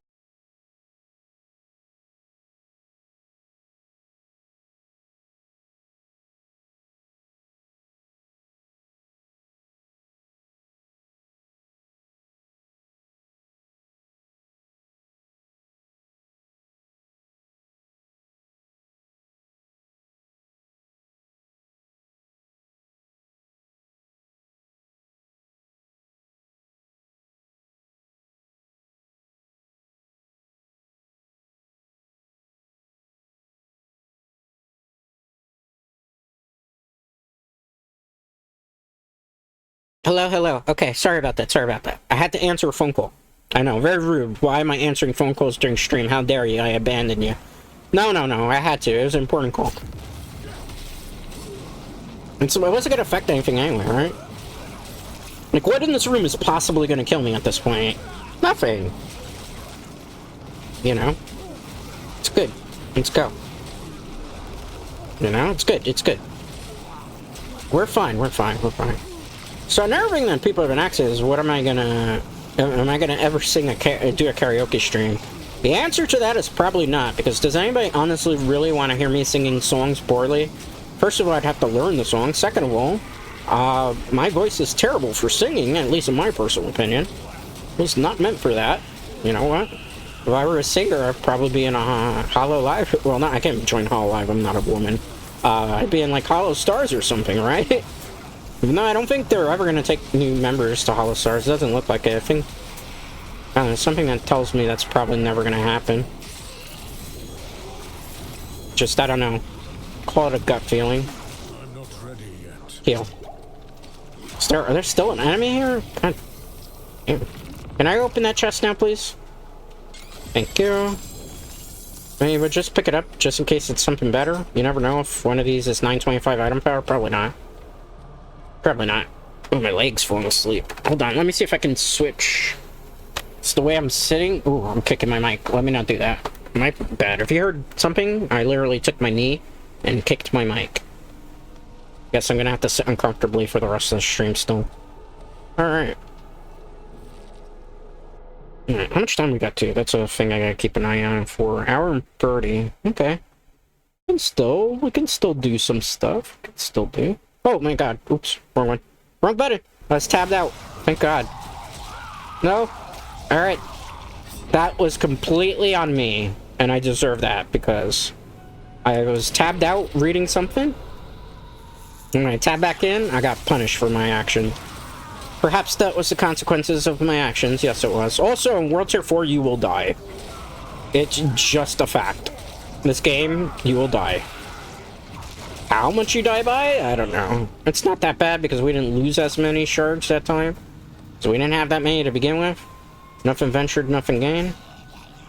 Alright, let's go. Good. Good. Okay, good. Let's go. I'm not ready. 3. Okay, let's go. At some point, I'm going to probably switch to Cataclysm, but for now, just to get a little bit of crowd control, I hope the light does show you mercy. I'm not ready. It did. She got kind of spared. I'm noticing a little bit of server lag, too. Because once it hits about 7 o'clock Eastern Standard Time, what ends up happening is the game just kind of, like, gets a little bit buggy. I gotta go down this way, right? Where's down? Okay. I wasn't too sure what part of the map we're on, that's why. Let's go down this way. Okay, let's take care of those bears. Fuck those bears. Okay, good. Good, I'm gonna use the hound. I'm killing everything in sight because we need more shards. I'm surprised there's nobody doing the actual in-game activity. Have people already ended their season? Maybe not too many people played this season too, because like I said I wasn't gonna play. And then I'm like, well, I'm tired of playing Yu-Gi-Oh! 2 times a week, and Monster Hunter, we're waiting for the new Monster Hunter game to come out. It's gonna take a while. Quite a while still, I think, to come out. You know, so... You know, we got till 2025 before that game comes out. So, you know, I was like, yeah, we gotta get back into Diablo shape. I enjoyed dungeon crawlers, always have. Okay. Let me go kill that. Good. Goodbye, goodbye. Goodbye. Cool. We are low... Hold that thought. We are low on cinders. Is there anything else? Is there weaponry on? We might be able to bounce from this Helltide. I don't think there's anything else I want to open in it. Even though we'll hit the level up first, because it'd be foolish not to hit the level up at this point. Okay, goodbye. Okay, goodbye. Good. Let's roar so we can increase the critical strike damage, hopefully. Okay, goodbye. Nice. Okay. Oh, let's take care of this stupid thing. That's what's causing all the problem. Roar. Okay, good. Let's take care of the burning Balrog. Not to be confused with Balrog from Street Fighter. Well, let me watch out. I don't want to get killed by those fire pillars. As you see, I've gotten better with mouse and keyboard. Definitely. I've learned the mastery of it. The problem is my hands get tired. Let's keep going down. And get to our... I need to interact with this just for chunks. Never know when I could use some of that stuff. See, now this is where the game kind of slows down a little bit, because you're basically waiting for, you know, to hit level 100, so it slows it down a bit, just because it wants to keep you playing for a while. The reason for that is because it needs to try to keep you engaged enough so that maybe you want to spend money on microtransactions. I don't spend any money on microtransactions. I do not believe, and I'll say this till I turn blue in the face, that microtransactions should be in a dungeon crawler game. I feel like it's scummy to do that. I understand if the game is a free-to-play game where you're not spending any money on it, but for a retail-based game, to have microtransactions of that nature, like a battle pass and stuff, it does not set well with me. It never has, and it never will in this game. I don't believe it belongs in here. And I will stand on a mountain top screaming that till the day I die. I don't believe that a retail game that also gets expansions that you have to pay for should also then get microtransactions and, you know, an item shop to buy like cosmetics. I mean, they give a lot of stuff away generously. I'll give them their credit, and they've gotten better with what they put on the free track, so it doesn't look god-awful terrible, but it just doesn't set well with me. Even if it's just stuff that I'm going to be doing naturally in game. Like, don't charge money for stuff. Like, do it for free, pal. You know. But there's some people who are happy paying microtransactions. I'm not knocking those who do. I'm just saying for me personally, it doesn't set well. Me not walk into the gloves and die, potentially. Okay, good. How many cinders we got? 70. Perfect. What is that? A light weapon? Wasn't that a gift of protection? We not having our one? Okay, once I take care of these threats, we'll look to see if there's another gift of protection. I could have sworn that... Oh, heal up here. There's a lot of monsters doing AoE damage. I gotta keep an eye on the threat meter, because that's what sometimes I get confused about. Okay, let me wait. Oh, there's a lot of them doing those pillar of fire things that I hate.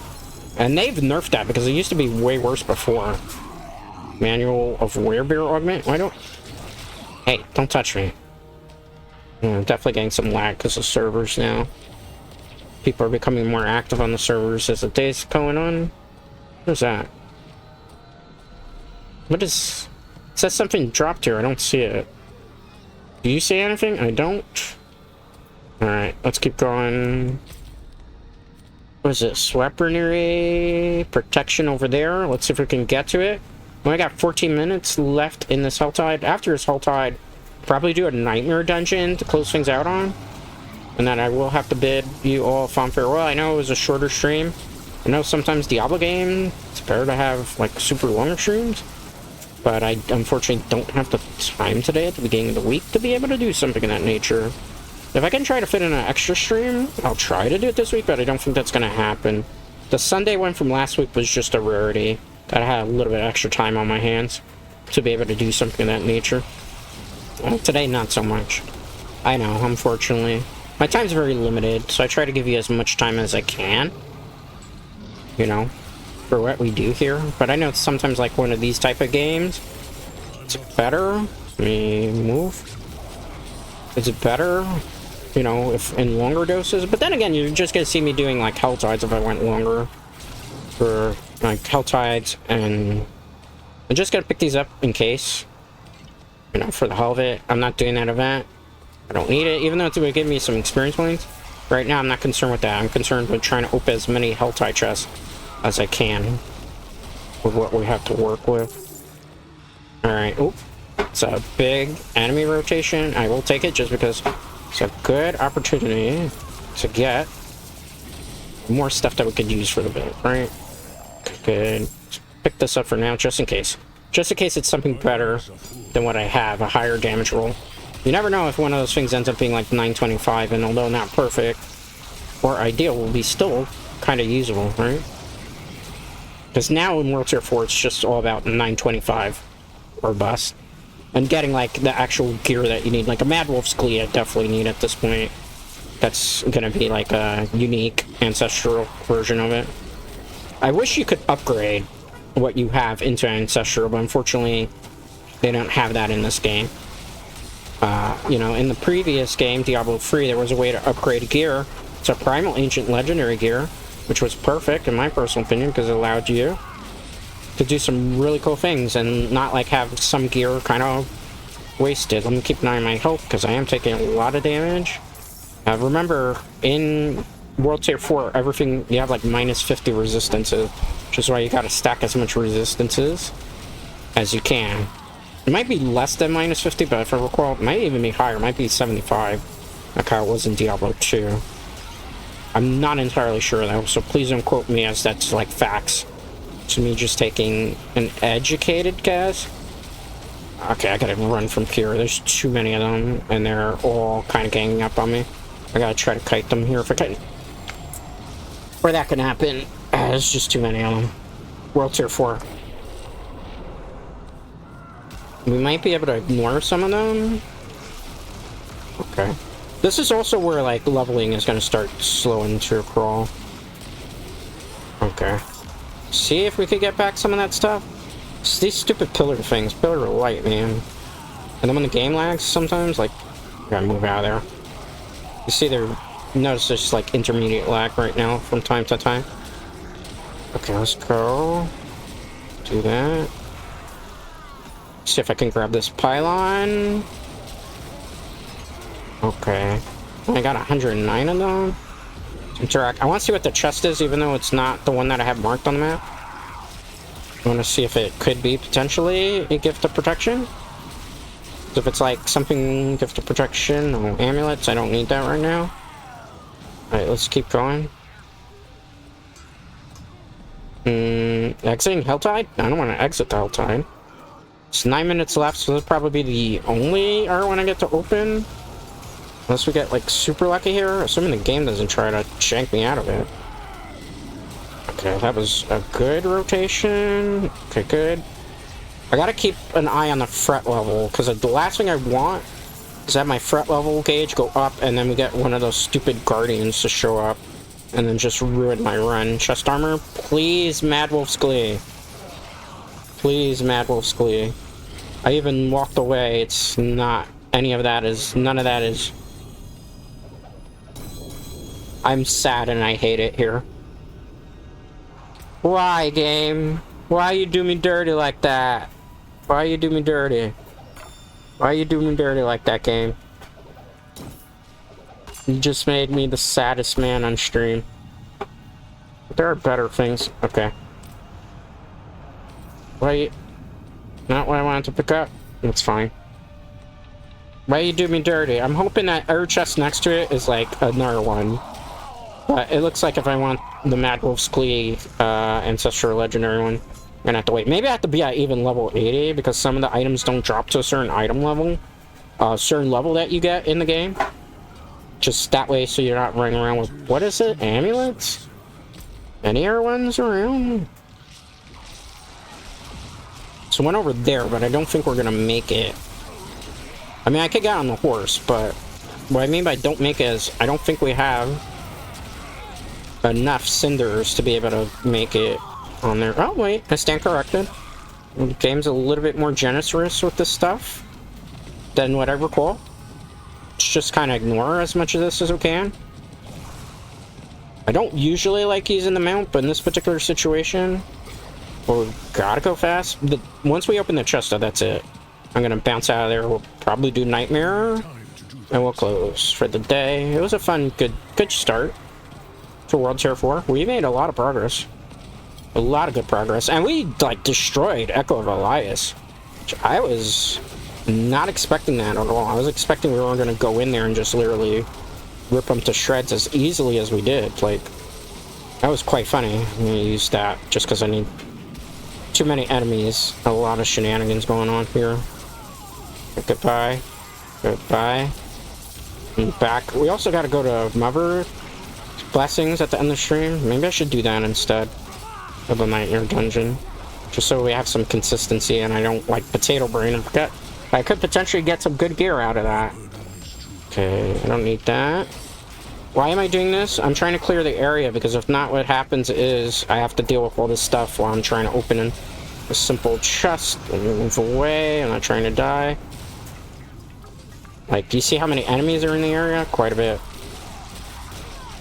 So we want to make sure we clear everybody out, because if not, in the middle of opening a chest, they'll just hit me, and when they hit me, they will kill me. If they don't kill me, they'll, like, interrupt me opening the chest. Where is the chest? It just blended in with the background. Handguards? I'd actually use some handguards too. Let's go. That could be... Is it Uber? Is it? It's unique. Oh, thank you. I gotta get rid of something. I'm getting rid of. You can go. No, I don't wanna. I didn't want to do that. I was alt, right? Oh, control drop. Okay. I don't remember that part. So I'm like axing. Yeah, you can go. Alright. I need those. Need that. We'll take a look afterwards, right? Okay. Alright. I got a little quiet there, I'm sorry, because I was just, like, focusing. I don't want to make sure... Okay. Let's, get out of here when we can. Because there's no other chest I can open with 5 minutes. It'd be a waste of time. We got a lot of experience points. I knew that thing was going to swear up with me, too. I knew it. And yet, I just was like, god damn. Manual? I don't have the space for that, it's fine. Let's take care of these guys first. Okay, good. Night. Oh, that's not good. Poison Creeper, where are you, Poison Creeper? Alright, if you hear like something in the background, I'm sorry. It's like a car parked outside that's making some music noises. So, we're almost done. We're almost done, guys. We just gotta teleport out if they let me. They don't want me to go. Let me free. Let me be free. Let me go back to nature like a druid should. How much time we got? Alright, hour and 45. We're still pretty good. We'll look at the gloves. I'm hoping it's the Fist of Fates, because that's the gloves that I would look for, ideally, for this build.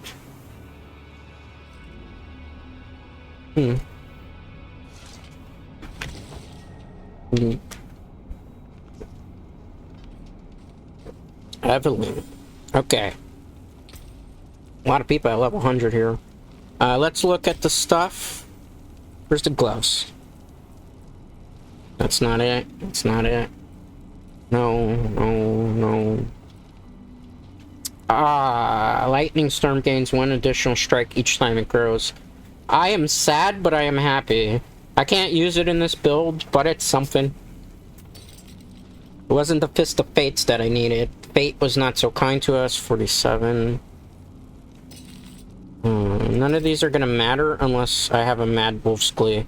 Because we cannot lock ourselves into the build the way we have it. These are better boots. 850, 880, 876. And axe, okay. That's 847, that's 830. 90 damage, that's tempting. I'll just favorite it, but I'm not committed to using that yet. 857, we'll hold off on this for now. 846. No, no. 847. Maybe. I can't switch the talisman either. I gotta wait till I get a better one. Because I need that, because it does stuff for us. Long term for this build. Fastly's Prayer. I put that back in the box. That would have been great. What is this? 825. Nothing really sticking out on the page for a 16. 824. 865 boots. That's a way better boot. We'll keep this. Some of this stuff is like I'm going to be swapping after stream. That's why I'm marking what I'm ideally min-maxing. Remember? Constantly swapping out gear. That's 42. That's 46. 42. I have to compare those off stream. I'm going to do that now because it would kind of bore you. Okay. Okay. Alright, good. We got that. Next, we'll go down here. We could go down. No, we shouldn't go down. We're going up through here. So we can take one of that and take one of that, and then we'll make our way down into that and get to the next one. We're not doing that on stream though. I'm just explaining the thought process to you. Okay. So we got some stuff we could use. We're not going to do that right now though. Okay. Can I talk to you? Can I junk a lot of this stuff? Okay, good. Can I repair some of this stuff? Okay, good. Anything breaks, the forge. Let's put this in the box. This. Oh, hold on. It's got something for me. Fine. Give me that. Okay, so we're gonna put the gloves in here for now. I can't use this. If I switch to Werebear, which I don't think I'm gonna do, but we'll have it already anyway, just in case. So that's a plus. Let's see. Let's go. Okay, this stuff we're just saving for now. We need to go check, what's her face? She's down here. The one that, in case we could get some good stuff from Istel, that's her name. There's a possibility she might give us good stuff that we can use for, you know, the rest of today's build too. I don't know if we'll get. I'm gonna try to do at least one nightmare dungeon so you get some action as opposed to min-maxing before we close out. But, you know, there's that. I can't believe my character looks like he's in Midnight Summer's Dream, the Shakespeare play. So we'll see. That's ideally that's what I'm thinking is how it's gonna go today. Wanderer. Hello there. Can I use Mother's Gifts? Do I have enough of them? No? Oh, I do. I got one of them. Okay. What sucks is it costs so much to unlock these. That's the worst part about the season. I feel like they should give us more Mother's Gift, because it's just not enough. Unless you use, like, the in-game, like the special seasonal thing, but I don't use that too often because my hand gets tired. I feel like that just gave me crap. Which it probably did, right? I feel like that gave me weaker rewards than what I have. You know, it did. Actually gave me weaker stuff than what I had on me. Well, that makes you feel dejected quite a bit. Alright, let's get rid of that. Okay, let's see. Do I have a nightmare sigil? You know what we should do? I don't know how this is going to work out for us. So this might be a win, lose, or draw situation. We're going to use the Ancestral Compass. Let's make sure that we're safe here. Because that might be our best source for now of being able to do stuff. So let's see. We'll do the seasonal thing, because these guys haven't been able to see me do one of these on stream. This is basically the seasonal mechanic where you pop a compass and you go in and you fight the infernal hordes there. It's not the best thing. It's pretty fun. It kind of reminds me of when you used to pop Putrid Nightmares for Diablo 3 to be able to get some stuff. It plays very similar to that mechanic. Oh, it's level 100! I was not aware that everything in here was a level 100. Well, we can't do that. I was not under the impression that it scaled to level 100. Well, we could not do that. But at least now we know we can't do that. So, yeah. That just happened. Feels bad, man. I was not aware. I was not aware of this shit. Well, now we know no one's half the battle, G.I. Joe. Ba-dum-bum-ba-dum. My game crash? Okay. Alright, we won't do that again. Alright, so no, those compasses can't be used till we get to level 100. Well, that's fantastic. What am I supposed to do then till then? That there is worth the coin. I guess we're gonna have to try to make a nightmare dungeon key. Okay, I need an ancestral nightmare. Can you give me one? Can I craft one? I can only craft one, right? Okay. Please be a place that I don't have to, you know, that I already been to. Let's fix this. So that's sacred. That's not good anymore. Yep, that's fine. Because we'll end on this. We'll do this. And then after we do this, I'll bid everybody a final farewell. We'll take a look at the rest of the schedule for the week. Hope you enjoyed Diablo 4, Season 5, Season of Inferno. I will be playing more of it, so keep that in mind. This is going to be going on for the next couple weeks on the channel. It's not going to be 2 times a week unless, like, I need to do, like, an emergency grind thing, and I'll bump something off, like, off the schedule to be able to get what I want to accomplish. Okay, gotta be careful. Alright, not bad, good. What level are these guys? 75. We're actually slightly lower than the recommended level for this. So it might take a little bit harder to clear some of the guys out, but it's fine. It's fine. We're up for the challenge. They're not that bad anyway. It's only like the elites that are going to be a little extra tanky. Which is fine. Okay, let's go. Alright, let's use Poison Creeper. I might use this just for a little bit of extra crowd control. I know, I gotta talk to the people that are tied up, the prisoners. Let me clear the enemies out of the way first. Yeah, I'm definitely noticing the lag spikes from... It's 7, right? So it's almost... about to be 7. This is when, like, the most people start playing on the East Coast. So you're gonna start seeing tomfoolery. Like that. Which I hate when that happens. It's peak hours now. It sucks when it's peak hours because the game gets a little bit bogged down and stuff. Like, I thought I interacted with this. Alright, so this is a perfect time to end on. That's what I was trying to avoid. playing during peak hours on, you know, the beginning of a start of a week, because everybody's going to be jam-packed in the servers to do content and just to kind of gear up. Let them come to me. Oh, maybe not the best idea if you do. I almost died just because of that lag. Kind of made me very angry. Because obviously we wouldn't normally die. Okay, there's an item there. Did I kill somebody? I'm trying to kill you. Alright, let's free you. You want out? You're welcome. Pick this up just in case. I know I gotta get the art prisoner, but I wanna take a look. What's there?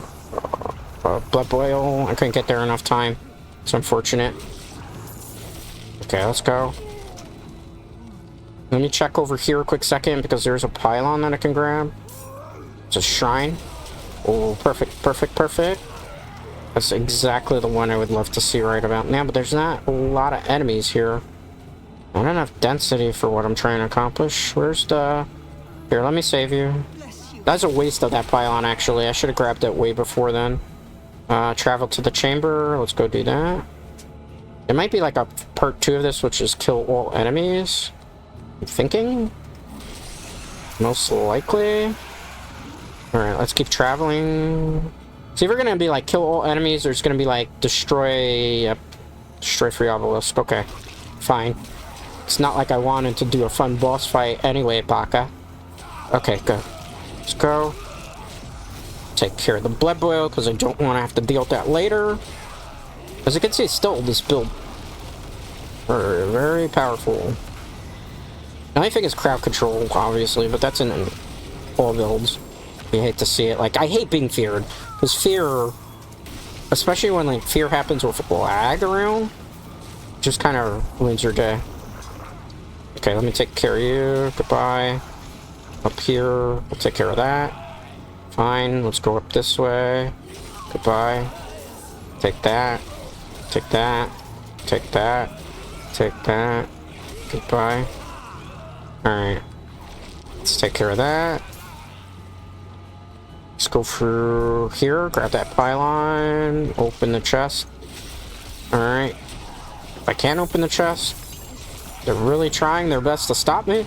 I mean, that's what they're supposed to be doing, right? They're demons, after all. Let's grab that. Okay, goodbye. Goodbye. Alright. We have not found any of these quote-unquote occultist members, which is a bit disheartening. Hello, do you want to die? Maybe up that way, I'm thinking? Because they don't mark them on the map, so you have to go around on a wild goose chase. I hate nightmare dungeons that are like this, where it's making you go around. And they have retooled the design, so you don't have to do as much of it. But it's still kind of like, I really don't like to have to run around in circles just to be able to, like, complete the objective. Like, I would prefer to go in, kill everything in sight, fight the boss, get out, do it again.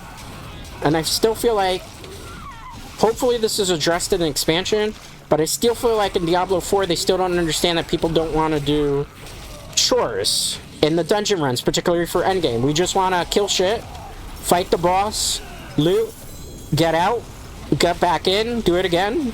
You know what? A nice, steady workflow. And they don't understand that when it comes to nightmare dungeons. Yeah. I mean, they kind of figured it out for, obviously, the pits, which is kind of the closest we're getting to Greater Rift system. But they didn't figure this out still with, like, nightmare dungeons. Like, I don't like to have to go around freeing a whole bunch of people that were enslaved to then have to run around to destroy obelisks, to then, after I destroy the obelisk, I have to go fight a boss. The boss isn't the problem, right? But, like, why can't I just kill everything, fight the boss, get out, do it again, have fun, do it again? Like, it disrupts the flow of what our Diablo games have been. And that's my biggest thing sometimes with Diablo 4. Sometimes it tries to be an MMO when it's a dungeon crawler. Sometimes it tries to be too much like Lost Ark, when that's not what... Like, Lost Ark isn't even doing very good right now, so don't try to be Lost Ark. Don't try to be WoW. Blizzard, you have WoW already. People who want to play WoW will play WoW. Make it closer to what Diablo is. Dungeon crawl. Get in, kill things, level up, loot, get out. Let me healed up there because this boss will give me trouble. It's not gonna die super quickly. You know, maybe I'm telling a fib here. Okay, maybe that wasn't entirely accurate. We killed it pretty quick. Oh, are you gonna really do that blood boil thing there? Okay. Let's see, werewolf. Let's increase that. Okay. Could do that, but let's get Fang and Claw up. Alright. Now, I couldn't get that full away, but I could get Fang and Claw all the way, so let's go Fang and Claw. Alright, I could still go do werewolf for that part, okay? That was actually a good run. Let's go out. To eat? No. Let's go out right now, and then we're pretty much gonna say our goodbyes for the day.